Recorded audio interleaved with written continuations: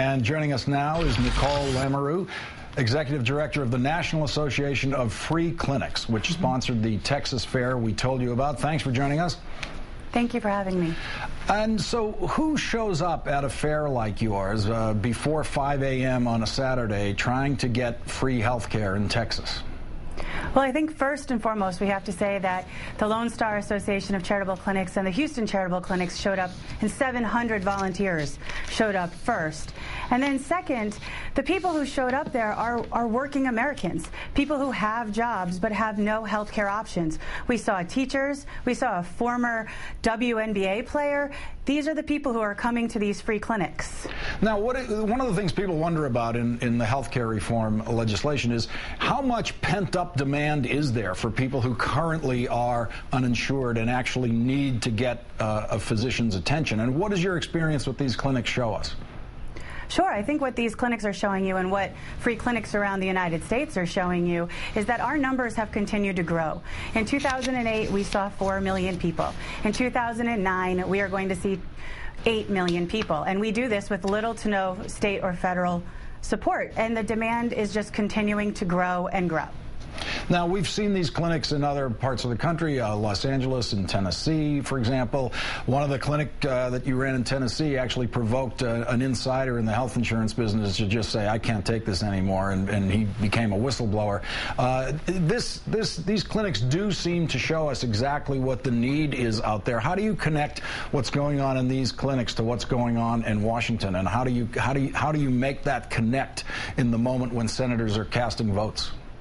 Well, I think the first thing we need to make sure that the senators understand is that free clinics are different than federally qualified health centers. Federally qualified health centers have received money in the stimulus package and the health reform bill, and free clinics, we haven't received any funds at all. We mobilize thousands of volunteers to service the nation's uninsured. So I think that's a very big difference. We do have a delivery model that works, and we would love to help Congress and the President in this discussion. So we just continue to go up and explain to them who we are and what we do and the patients that we're servicing every day.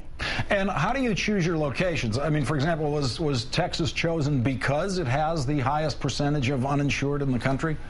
Well, of course. I think that when this event came up, and it was great that we had a partner with Dr. Oz, Texas being the #1 state for uninsurance, and Harris County having 1 in 3 being uninsured, it seemed like a natural location for us to go.